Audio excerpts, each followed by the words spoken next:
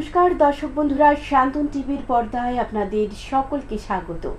সামনে যেহেতু মাধ্যমিক এবং উচ্চ মাধ্যমিকের ফাইনাল এক্সাম, তো আমরা শান্তন টিভির পক্ষ থেকে শিক্ষার হাল হদিশ অনুষ্ঠানের আয়োজন করেছি।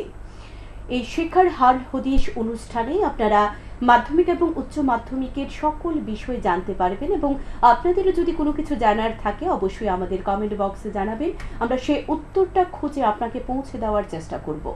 তো আজকে আমাদের মধ্যে উপস্থিত আছেন শিক্ষার হাল হদিশ অনুষ্ঠানে মানুষ সিনহা, যিনি কিনা 29 বছর ধরে কর্মরত শিক্ষকতা পেশায়। এই এমন একজন অভিজ্ঞ শিক্ষক আজকে আমাদের মধ্যে উপস্থিত আছেন। আজকে আমরা কথা বলবো ক্লাস 12 নিয়ে এবং সেই ক্লাস 12 এর ফিজিক্স সাবজেক্ট নিয়ে আমরা আলোকপাত করার চেষ্টা করব। প্রথমে স্যার আপনাকে নমস্কার। নমস্কার।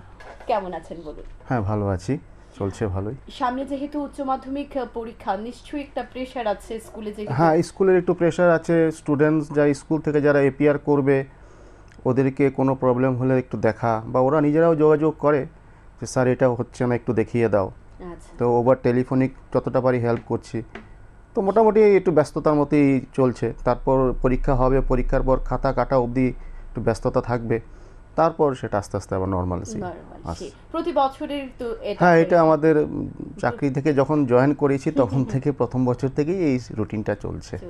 যেহেতু হাতে আর মাত্র একটি মাস বাকি, মোটামুটি সকল স্টুডেন্টের একটা প্রিপারেশন হয়ে গেছে। তো আমরা আপনার কাছ থেকে এটা জানবো যে যেহেতু আর একটা মাস বাকি, বাচ্চাদের এখন কি করা প্রয়োজন?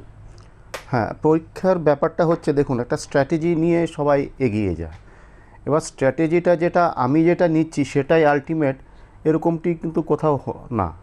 এবারে পার্সন টু পার্সন ভেরি করছে ওটা, সেটা এনভায়রনমেন্ট, ওর বাড়িতে কীরকম সেভাবে তো সব কিছু মিলিয়ে করে। তবে বেসিক আপনার একটা স্ট্রাকচার ফরম্যাট থাকেই, যেটা মোটামুটি সবাই ফলো করতে হয়।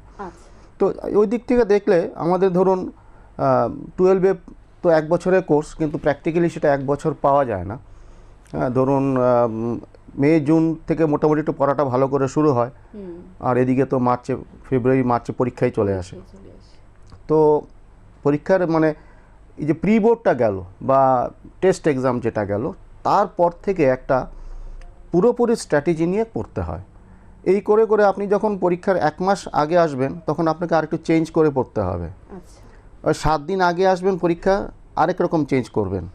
এবার পরীক্ষার আগের দিন, মানে দুটো পরীক্ষার মাঝখানে গ্যাপ থাকে, ওই মাঝের দিনটায় কিন্তু আপনার আরেকটা রকমভাবে পড়তে হবে। এবার ফাইনালি আপনি পরীক্ষাতে হলে ঢুকলেন, প্রশ্নপত্র পেলেন, এবার আপনাকে পরীক্ষাটা 3 ঘন্টা, সেটা আবার আরেকভাবে আপনাকে ভেবে দিতে হবে। তো এখন ধরুন মোটামুটি 1 মাস নেই। তো এই মুহূর্তে যেটা ফিজিক্সের জন্য স্টুডেন্টরা করতে পারে, চ্যাপ্টার ওয়াইজ এখন তো মোটামুটি ধরুন সবটাই কমপ্লিট হয়ে গেছে। এখন কোনো এরকম কিছু বলার নেই যে আমার এই চ্যাপ্টারে ওই জায়গাটা আমরা করিনি। তো এই জন্য করতে হবে কি, ধরুন আমরা যদি দেখি বোর্ডের যে কোশ্চেনের যে প্যাটার্নগুলো থাকে, বোথ সিবিএসসি এবং টিবিএসসি দুটোকেই, সিবিএসসি আর টিবিএসসি তো বই তো এক। তো কোশ্চেন প্যাটার্নটা যেটা বোর্ড থেকে যেটা ওয়েবসাইটে দেওয়া হয়, তো ওইটাই স্টুডেন্টরা ম্যান্ডেটারি ফলো করা উচিত। অনেক ওয়েবসাইট আছে যেখানে লেখা থাকে এই সেই, খুলে দেখা গেল সেটা এক্স্যাক্টলি মিলছে না। তো ওই জন্য ওই বোর্ড প্যাটার্নটাকে ওরা ফলো করতে পারে। যেরকম আমাদের ফিজিক্সে 1 মার্কসের কোশ্চেন থাকে, দুটো বোর্ডই, সিবিএসসি টিবিএসসি দুটোখানেই থাকছে। 2 মার্কসের কোশ্চেন দুটো বোর্ডেই আসছে। 3 মার্কসের কোশ্চেন দুটো বোর্ডেই আসছে। এবার সিবিএসসিতে 4 মার্কসের কোশ্চেন থাকে দুটো, ওটাকে আমরা বলি কেস স্টাডি। এইটা টিবিএসসি বোর্ডে এখনও ঢোকেনি। তারপর 5 মার্কসের কোশ্চেন 2 বোর্ডেই থাকে।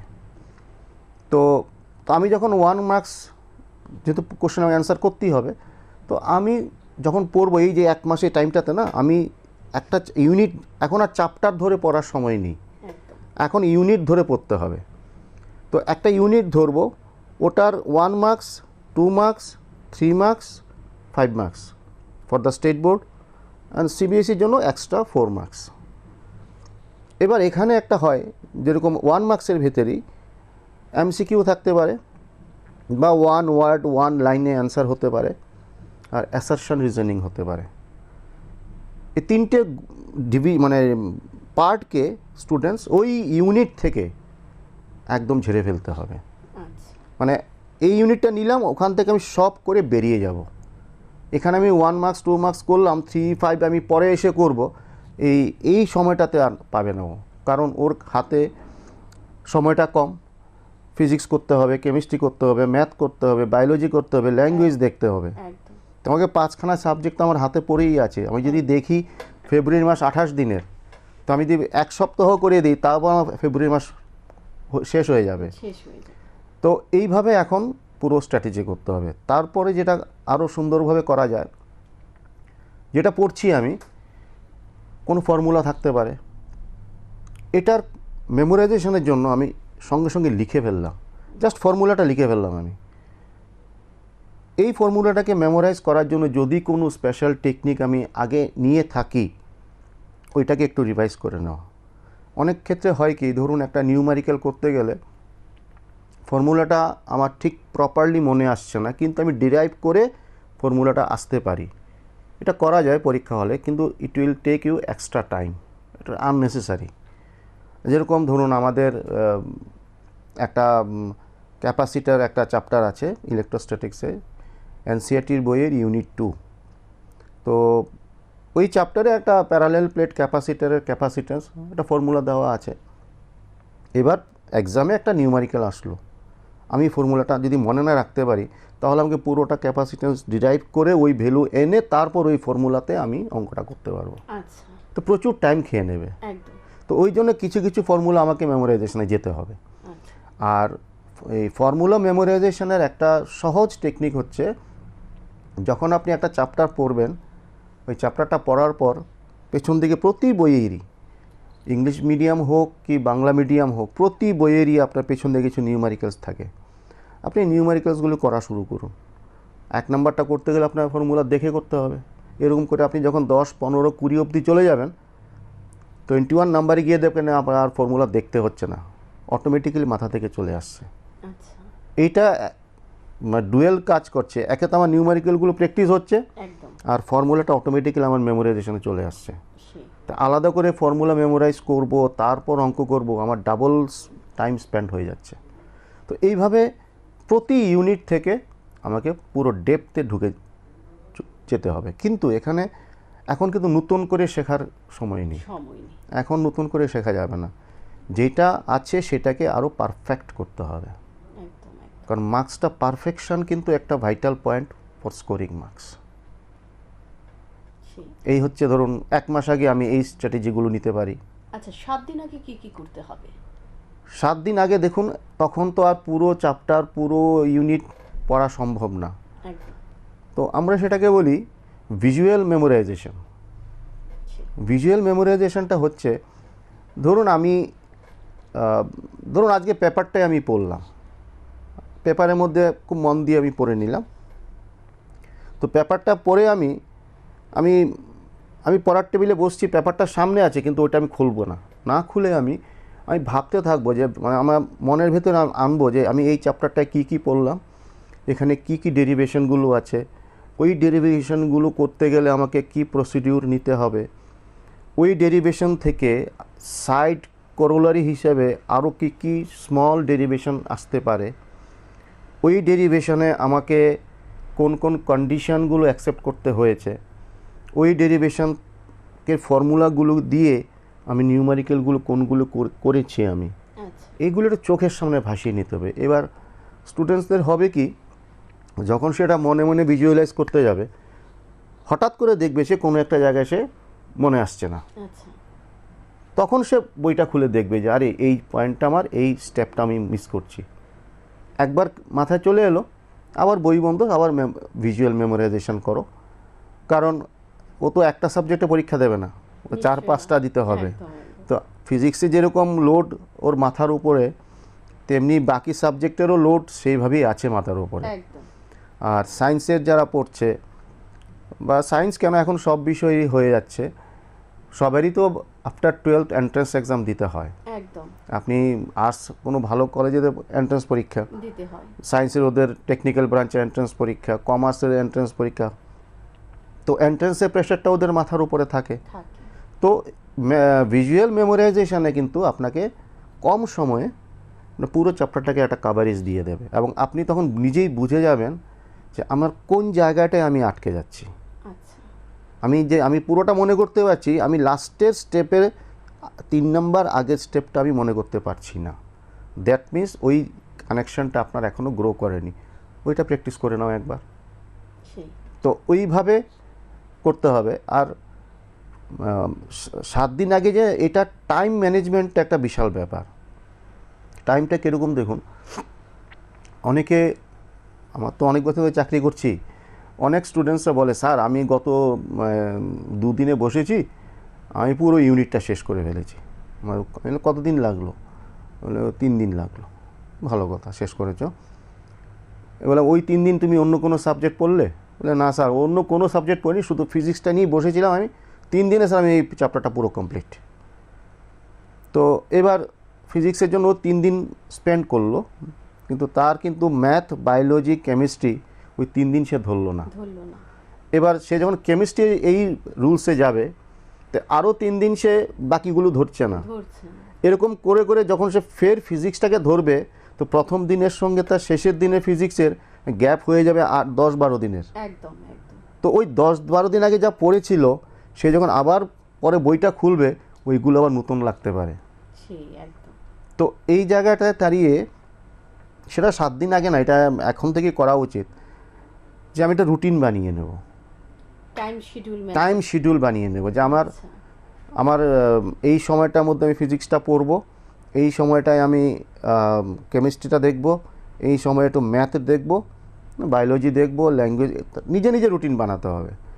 এরকম কোনো কথা নেই যে আমি রুটিনে লিখব যে আমি সকাল 7টা থেকে সকাল 8টা অবধি ফিজিক্স পড়বো, এবার যেই ঘড়িতে দেখলাম 8টা বেজে গেছে, ফিজিক্স বই বন্ধ, আমি আরেকটা বই নিয়ে নিলাম।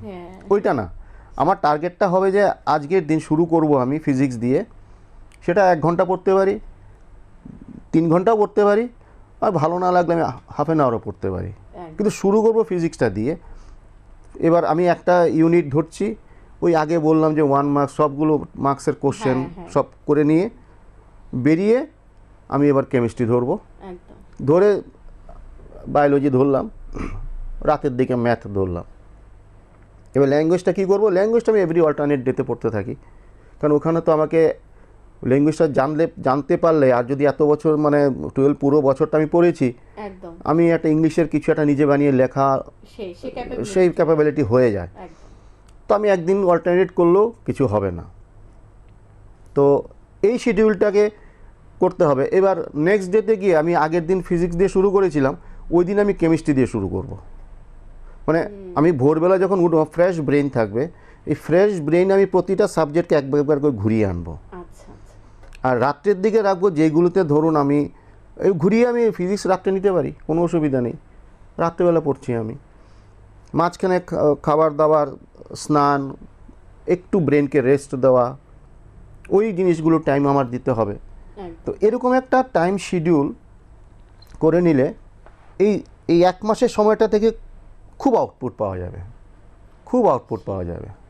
একদম। আচ্ছা, পরীক্ষার আগের দিন বাচ্চাদের উপর খুব প্রেসার থাকে, যে পরীক্ষার হলে কাল যাবো কি আসবে, আমি কি পড়েছি কিনা, সবকিছু আমার কমপ্লিট কিনা, এই বিষয়ে কি বলবেন?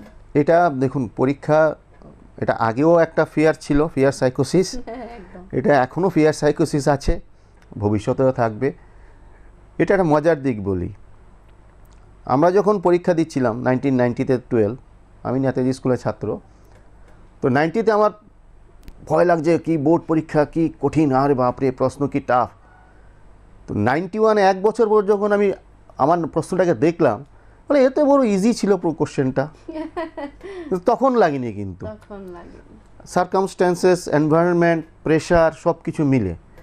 তো এই ফিয়ার সাইকোসিসটাকে নিজে থেকে ভয় মানে দূর করতে হবে। আর এই দূরটা একদিনে হবে না। আপনি যদি পরিশ্রম করে থাকেন তাহলে ফিয়ার সাইকোসিস অনেক কম হবে, আর পরিশ্রম না করলে ফিয়ার সাইকোসিস একটু বেশি হবে। এবার একটা জিনিস হয় যেটা জেনারেল আমি দেখেছি, এখনও ধরুন কোনো অনলাইনে বিভিন্ন কোর্স টোর্স করি, তো একটা এক্সাম টেক্সাম থাকলে এখনও কিন্তু একটু বুকে একটু কাঁপুনি দেয় যে যাচ্ছি তো, এই বয়সে পরীক্ষা দেব, পাস করবো না ফেল করব, কাউকে বলে যাই না, পাস করলে সবাইকে বলি আর নয়তো বলি না। তো এটা হয় কি, অনেক সময় বাচ্চারা দেখা যায় যে পরীক্ষার আগের দিন সব ভুলে গেছে, অনেক কিছু মনে করতে পারছে না। এটা এটা গুড সাইন আমি বলবো। গুড সাইন এই কারণে, দেখুন আমাদের brain is just like a storage. আপনি স্টোর করবেন, তো আপনি ধরুন কম্পিউটারে আমরা হার্ড ডিস্কে সব স্টোর করছি, সারাদিনের কাজ আমরা স্টোর করলাম, এই যখন নিতে যাব আমি, তখন তো আমাকে একটা সিলেক্ট একটা করে ফোল্ডার করে সেখানে আমি ক্লিক করতে হবে। আমি সিলেক্ট করছি মানে কম্পিউটারকে আমি ইনস্ট্রাকশন দিচ্ছি যে আমাকে ওই জিনিসটা দাও। ওর কাছে সব আছে, কিন্তু আমি যদি দাঁড়িয়ে থাকি সামনে, ও আমাকে কিছু দেবে না। তো যদি প্রিপারেশনটা ভালো হয়, তাহলে এই আগের দিন এরকম একটা ভাব আসবে, আমি এটা পড়েছি কি না সব ভুলে যাচ্ছি, কিছুই মনে আসছে না, কারণ ব্রেনের কাছে কোনো ইনস্ট্রাকশন নেই যে আপনাকে কি সাপ্লাই করতে হবে। এইটা ওই সময়টায় মনটাকে একদম ফ্রি করে দাও, মানে ভুলে যাও যে কালকে পরীক্ষা, ভুলে যাও তুমি পড়াশোনা করেছো, তুমি একদম ফ্রি হয়ে যাও। তো ওই সময়টা এইভাবে কাটিয়ে দিতে হয়। তারপরের দিন যখন কোশ্চেনটা হাতে আসে, তখন তো কোশ্চেন পড়া মানে ব্রেনকে সিগন্যাল দেওয়া, আমাকে ওই অ্যান্সারটা দাও, ওটা সাপ্লাই হতে থাকে। এটা নিয়ে ঘাবড়াবার কিছু নেই, কিন্তু যদি সারা বছর পড়াশোনা না করে তাহলে কিন্তু এটা ঘাবড়ানোর ব্যাপার। কিন্তু একটু পড়াশোনা করলে কিন্তু ওইটাতে ঘাবড়ানোর কিছু নেই যে আমার কিছু মনে আসছে না, কালকে জানি কি হবে, না ওই টেনশন করলে কিন্তু লাভ হবে না। আর এই টেনশনটা কিন্তু রিলিফ পাওয়ার জন্য, যেরকম আমি বলবো কি, অনেক বাচ্চারা তো আজকাল এক্সট্রা কারিকুলার অ্যাক্টিভিটিস যুক্ত থাকে, কেউ আবৃত্তি করছে, কেউ রবীন্দ্রসঙ্গীত গাইছে, কেউ গিটার বাজায়, তো থাকে তো মোটামুটি, কেউ যোগা করছে। তো এই মানে এই এক মাস পিরিয়ডটাতে ও পড়ার ফাঁকে যদি সময় বোরিং লাগছে, আমার এখন ভালো লাগছে না, ও যদি তার এক্সট্রা কারিকুলারটাকে একটু করে নেয়, তাতে ওর লস হবে না, তার মাইন্ড রিজুভিনেটেড হয়ে যাবে এবং ব্রেন আবার তার ফ্রেশনেসটা পেয়ে যাবে। আচ্ছা, দুটো পরীক্ষার মাঝে যে সময় থাকে, একটা ব্রেক থাকে, সেই সময়ে বাচ্চারা কি করতে পারে? এই সময়টার মধ্যে এটা প্র্যাকটিক্যালি ধরুন যদি আমি আওয়ারে হিসাব করি, দিন নয়, আজকে একটা পরীক্ষা 1টার সময় শেষ হলো, 10টা থেকে 1টা বা 12টা থেকে 3টে এখন হচ্ছে পরীক্ষা, তো 3টার পর থেকে ওর বাড়ি যেতে যেতে মোটামুটি 4টা 4:30 ধরে নিলাম, 5টাই ধরলাম, তো 5টা থেকে পরের দিন 5টা সন্ধ্যা, মানে 24 ঘন্টা, আর পরের দিন 5টা 12 ঘন্টা, 36 আওয়ার্স সে পাচ্ছে। তো 36 আওয়ার্সের মধ্যে তো তার পুরো 1 বছরের সিলেবাস রিভিশন দেওয়া সম্ভব না। তখন ওই যে জিনিসটা তখন হেল্প করবে সেটা আগেই করে নিতে হবে, ফর্মুলা শিট বা মাইন্ড ম্যাপিং। মাইন্ড ম্যাপিংটা ধরুন যখন সে পড়ছে চ্যাপ্টারটা, এটার একটা জিস্ট, একটা ম্যাপিংয়ের মতো বানিয়ে নিল, ফর্মুলা শিটের মধ্যেও ফর্মুলাগুলো লিখে ফেললো। এবার ওই 36 আওয়ার্সে সে পুরো বই দরকার নেই, ওই মাইন্ড ম্যাপিংগুলো একটু একটু করে দেখবে, ফর্মুলা শিটটাকে রিভাইজ করবে। যদি তখন মনে হয় যে আমি এই ফর্মুলা শিটের মধ্যে তো এই জায়গাটা লিখলাম কি করে, যদি তার ডাউট আসে স্পেসিফিক্যালি ওই ডাউটটা তখন ক্লিয়ার করবে, পুরো চ্যাপ্টার ক্লিয়ার করতে সে পারবে না, ওইটা ফেজটা আগে চলে যাচ্ছে। তো ওইভাবে তখন সে ওই ফর্মুলা শিট, মাইন্ড ম্যাপিং, তারপর ধরুন কোনো যদি স্পেশাল কোনো কনসেপ্ট থাকে বা এক্সেপশনাল থাকে, হ্যাঁ, যেরকম ধরুন আমি একটা ছোট্ট এক্সাম্পল বলছি, আমাদের ফিজিক্সের আছে ওয়েভ থিওরি, হ্যাঁ, লাইটের ওয়েভ থিওরিতে হাইজেন্স প্রিন্সিপাল আছে। তো হাইজেন্স প্রিন্সিপাল সবাই পড়ছে, কিন্তু হাইজেন্স প্রিন্সিপালের যে ডিফেক্টসটা, এটা ম্যাক্সিমাম বাচ্চা ইগনোর করে যায়। তো ওই যে ফর্মুলা শিটটা আমি বলছি, ওখানে যখন সে লিখছে বা মাইন্ড ম্যাপিংয়ে যখন লিখছে, তখন ওই পয়েন্টটা লিখে রাখতে হবে যে ডিফেক্টস অফ হাইজেন্স প্রিন্সিপাল, তাহলে ওর মাথায় থাকবে এটা। নয়তো কী হবে, সে হাইজেন্স প্রিন্সিপালটা পড়বে, তার পরের পয়েন্টটা পড়ে যাবে, কিন্তু মাঝখানেরটা ছুটে যাবে, এবার হয়তো 2 মার্কসের কোশ্চেন ওটা চলেই এলো, তখন তো সেটা রিকল করতে পারবে না। তো ওই ফর্মুলা শিট, মাইন্ড ম্যাপিং তারপর আপনার ছোট ছোট কনসেপ্ট যেটা শর্টে সে দেখতে পারে, ওই রকম শিট বানিয়ে রেখে দিতে হবে। এটা আগেই করতে হবে, ওই দিন বসে করলে হবে না। ওইটা দেখবে, আর ওই যে বলেছিলাম ভিজুয়াল মেমোরাইজেশন, ওই ভিজুয়াল মেমোরাইজেশনটা কন্টিনিউ হতে থাকবে। আচ্ছা, তো আজকে বিষয়ে আরেকটা জিনিস যেটা জানবো আমি, যে আমরা দেখতাম আমাদের সময় আমাদের বলতো যে প্রিভিয়াস যে বোর্ডের প্রশ্নগুলো ওগুলো দেখা, এগুলো এখনো কি হয় বা এখনো কি বাচ্চারা এটা করতে পারে? হ্যাঁ, আগে একটা প্লাস পয়েন্ট ছিল যে আমাদের টেস্ট পেপার বেরোতো বিভিন্ন স্কুলের, ওই স্কুলগুলো ইন্ডিপেন্ডেন্ট কোশ্চেন করতো। তো এখন তো সেই সুবিধাটা নেই আমাদের, আমরা এখন সেন্ট্রালাইজ কোশ্চেন থেকে কোশ্চেন করছি। তো অল ত্রিপুরাতে একটাই কোশ্চেন, একটাই লেভেল, যাতে ইউনিফর্মিটি আসে, একদম ওই জন্য এটা করা হয়েছে, যাতে সব বাচ্চারা একটা সেম লেভেল থেকে পরীক্ষা দিয়ে দেখতে পারবে যে সে কত মার্কস উঠলো, তার কোথায় তার খামতি আছে। তো এই ক্ষেত্রে তো আমার সেন্ট্রালাইজ কোশ্চেনের প্রিভিয়াস ইয়ারের কোশ্চেন স্কুলগুলিতে খুঁজলে পাওয়া যেতে পারে। আরেকটা হচ্ছে বোর্ডের যে প্রিভিয়াস ইয়ারের কোশ্চেনগুলো, যেটা জেনারেলি স্টুডেন্টরা PYQ বলে থাকে, প্রিভিয়াস ইয়ার কোশ্চেন্স, এইটা বোর্ডের কোশ্চেনগুলো যোগাযোগ করে কালেকশন করে নিলে তাদের ওই প্রিভিয়াস ইয়ারে একটা আইডিয়া চলে আসে। আর এইগুলি আর একটা কাজ হচ্ছে, বাড়িতে মক টেস্ট দিতে হয়। এক্সাম হলের টাইম ম্যানেজমেন্টের সময় সেটা আসে, আমি ওই এক্সাম হলের টাইমটার সময় পরে বলবো। তো ওই কোশ্চেনগুলো নিয়ে বাড়িতে সে প্র্যাকটিস করতে পারে। আর এমনিতে বিভিন্ন স্কুলে SCRT থেকে একটা সাজেশন না, এটা ঠিক, এটা একটা প্র্যাকটিস স্যাম্পল পেপারের মতো, প্র্যাকটিস পেপার বলা যায়। ওইটা দিয়েছে, ওইটাও ওরা দেখতে পারে। ওইটা করলেও তাদের কি হবে, প্র্যাকটিসটা হয়ে যাবে। আর এমনিতে তো আমাদের এখানে কোশ্চেন এক্সট্রা তো আর কিছু দরকার পড়ছে না। আর CBSEর যারা এক্সাম দিচ্ছে তাদের জন্য ওদের স্যাম্পল পেপার পাওয়া যায় অল ইন্ডিয়া বেসিসে, প্লাস ওদের স্কুলের বিভিন্ন previous year pre board questions আছে, প্লাস CBSEর যে NCERT যে ওয়েবসাইটটা, ওটার মধ্যে একটা স্যাম্পল কোশ্চেন দেওয়া থাকে। তো স্যাম্পল কোশ্চেনটা হচ্ছে জাস্ট কোশ্চেন প্যাটার্নটা ধরার জন্য, ওইটা থেকে কোশ্চেন আসবে সেটা না। এরকম করে কোশ্চেন কালেকশন করে বাড়িতে প্র্যাকটিস করতে পারে। আচ্ছা, এবার আমরা জানবো যে পরীক্ষার হলে গিয়ে বাচ্চারা কিভাবে টাইম ম্যানেজমেন্ট করে টাইমের মধ্যে পরীক্ষাটা সম্পূর্ণ করতে পারে। হ্যাঁ, পরীক্ষা হলে টাইম ম্যানেজমেন্ট একটা ভাইটাল ফ্যাক্টর হয়ে যায়, কিন্তু এখন তো 3 ঘন্টা 15 মিনিট পাওয়া যায়। তো অ্যাকচুয়ালি প্রথম 15 মিনিট হচ্ছে কোশ্চেনটাকে পড়ার জন্য, কোশ্চেনটাকে ভালো করে পড়া, তারপরে 3 ঘন্টা হচ্ছে লেখার জন্য। তো কোশ্চেনটা প্রথম থেকেই বলেছি আমি যে প্র্যাকটিসের ব্যাপার আছে এখানে। এবার ওই যে আগে যে আমরা প্র্যাকটিস পেপারগুলো কালেকশন করলাম, এখানে ধরুন আমাদের ফিজিক্সে থিওরিতে 70 মার্কসের কোশ্চেন হচ্ছে 3 আওয়ার্স 15 মিনিট। তো বাড়িতে আমি সেটা 3 আওয়ার্স 15 মিনিটে আমি পরীক্ষাটা দেবো না, আমি বাড়িতে দেবো 2.5 ঘন্টায়। আমি বাড়িতে সেম 70 মার্কসের একটা কোশ্চেন নেব, ঘড়ি ধরে বসবো, বসে আমি 2 আওয়ার 30 মিনিটস আমাকে শেষ করতে হবে।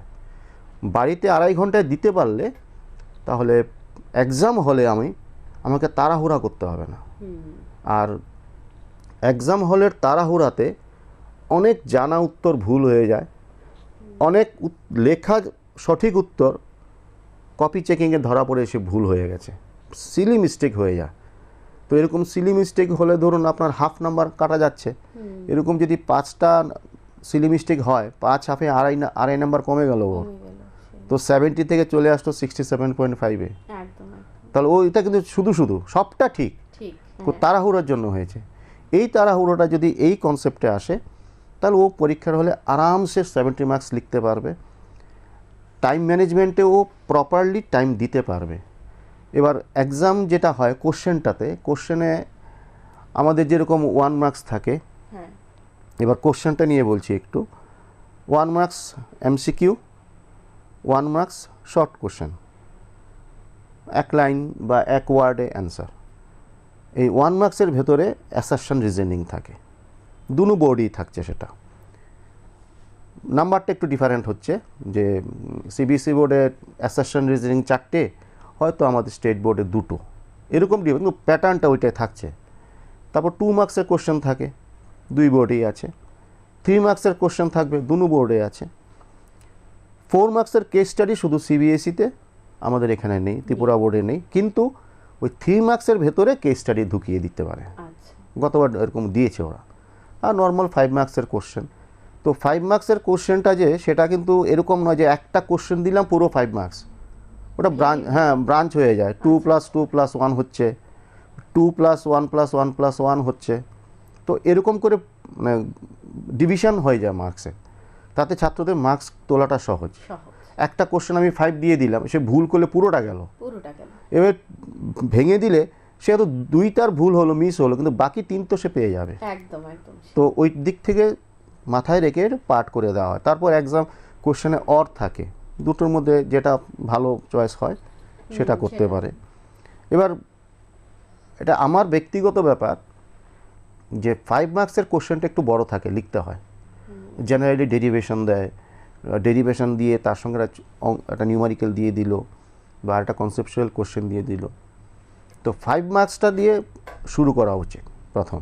আচ্ছা, তারপর 3 মার্কস লিখব, তারপর 2 মার্কস, তারপর 1 মার্কস। এটা আমার ব্যক্তিগত মতামত। এই জন্য বলছি, আমি যদি 1 মার্কস ফার্স্টে লিখলাম, 2 লিখলাম, দেন 3, দেন 5-এ গেলাম, 5 এটা তো বড় প্রশ্ন, আর 1 মার্কসটাও এমসিকিউ বা 1 ওয়ার্ড বা 1 লাইনে অ্যান্সার। তো আমি এখন ঘন্টা পড়ার আর 2 মিনিট আছে, আমি কিন্তু এখানে 1 মার্কসের আমি 4টে কোশ্চেন অ্যান্সার করতে পারবো, একদম 5টাও করতে পারবো, কিন্তু আমি 2 মিনিটে কিন্তু এটা 5 মার্কসের একটা পার্ট লিখতে পারবো না। তো এই যে বড় লেখাটা আমি আগে সেরে নেব। টাইম ম্যানেজমেন্টটা বাড়িতে করে নিতে হবে, যে আমি 5 মার্কসের জন্য 45 মিনিটস স্পেন্ড করব, আমি 3 মার্কসের জন্য 30 মিনিট স্পেন্ড করব, 2 মার্কসের জন্য 20 মিনিটস, এরকম ডিভিশন নিজের কমফোর্টেবলি করে নেবেন। করার পর সেইটাকে আপনি এক্সাম হলে কোশ্চেন নিয়ে যখন পরীক্ষা শুরু হবে ওই প্যাটার্নটাকে ইমপ্লিমেন্ট করবেন। ওইটাই 2.5 ঘন্টার মধ্যে ভেঙে নিলে সেটা আপনার 3 ঘন্টাতে কমফোর্টেবলি সবগুলো লিখে আরামসে রিভিশন দিয়ে চলে আসতে পারে। আর নিউমারিক্যালের ক্ষেত্রে কিছু কিছু জিনিস মনে রাখতে হয়, যেরকম ধরুন ইউনিট, আমি রেজাল্টটা ঠিক পেলাম, আমি সাইডে ইউনিট লিখলাম না, ডিসক্রেডিট, মার্কস ডিডাক্ট হবেই, কারণ উইদাউট ইউনিট ফিজিক্সে কোনো এক্সিস্টেন্স নেই কিছু। তো ইউনিটটা মাস্ট। অনেক স্টুডেন্ট এরকম করে সবটা ঠিক করে এসছে, লাস্টে ইউনিট ওই তারা হতে ইউনিটটা লিখতে ভুলে গেছে বা ইউনিটটা ভুল লিখে ফেলেছে। ওকে যেটা ধরুন ডিস্টেন্সের ইউনিট লেখার কথা মিটার, ও মিটার লিখে সাইডে মিটার পার সেকেন্ড লিখে দিয়েছে। তো কোথায় মিটার ছিল আর কোথায় মিটার পার সেকেন্ড, দুটি আলাদা হয়ে গেল, তখন তো ওটা মার্কস ডিডাক্ট হবেই। তো এই জন্য নিউমারিক্যাল করার সময় একদম ইউনিট স্টেপগুলো প্রপার থাকে। আর এক্সাম দেওয়ার সময় একটা জিনিস সবাইকে বলি আমি, the copy should be neat and clean. একদম যেন আমি 5 মার্কস লিখলাম, 5 মার্কসে ধরুন আমি কোশ্চেন নাম্বার 30 লিখলাম, শেষ হলো, একটু গ্যাপ দিয়ে কোশ্চেন নাম্বার 31 লিখলাম, একটু ডিভিশন দিয়ে, মানে এক্সামিনার যিনি খাতাটা চেক করবেন ওনার পড়তে সুবিধা হবে, মার্কসটা ভালো উঠবে। কাটাছেঁড়া করলে খাতার মধ্যে কি হয়, খাতার যে এলিগেন্সি ব্যাপারটা থাকে ওই এলিগেন্সিটা চলে যায়। হ্যান্ডরাইটিং যার খুশি যেরকম হোক সেটা প্রবলেম না, কারোর খুব ভালো কারোর খুব খারাপ, কিন্তু খাতার মধ্যে নিট অ্যান্ড ক্লিনলিনেস ব্যাপারটা রাখতে হবে। তো আমরা অনেক কথা বললাম, আমরা যেহেতু সময় সীমিত, যেতে যেতে আপনি যদি আমাদের স্টুডেন্টদের কিছু টিপস দিতে চান তাহলে খুব ভালো হয়। টিপস, এখন তো সব পড়াই হয়ে গেছে, তোমাদের মেমোরাইজেশনে চলে যাও, আর ভিজুয়াল মেমোরাইজেশনটাকে বেশি করে করো, আর অবসর সময়ে একটু fresh air, healthy food, healthy lifestyle maintain করবে, আর যতটা পারো মোবাইল থেকে দূরে থাকবে। ব্রেনকে শুধু শুধু এক্সাইটেড করার এখন ক্ষতিকর হয়ে যাবে। অনেক অনেক ধন্যবাদ স্যার, থ্যাংক ইউ ম্যাডাম, আমাদের সকলের উপকৃত হবে এটাই আশা রাখবো। Thank you madam. দর্শক বন্ধুরা, এতক্ষণ আমরা কথা বলছিলাম মানুজ সিনহার সাথে, যিনি দীর্ঘদিন ধরে শিক্ষকতা পেশার সাথে জড়িত। ওনার দেওয়া প্রত্যেকটি টিপস আপনারা নিশ্চয়ই মনোযোগ সহকারে শুনেছেন এবং আপনাদের পরীক্ষার খাতায় এর একটা প্রভাব পড়বে বলে আমি আশা রাখছি। সকলে ভালো করে পড়াশোনা করুন, মনোযোগ দিয়ে পড়াশোনা করুন এবং স্যারের প্রত্যেকটা টিপস আপনারা মেনে চলুন। নিশ্চয়ই আপনারা ভালো ফলাফল করবেন এই আশা রেখে আজকের অনুষ্ঠান এখানে শেষ করছি। সকলে ভালো থাকবেন, সুস্থ থাকবেন। নমস্কার।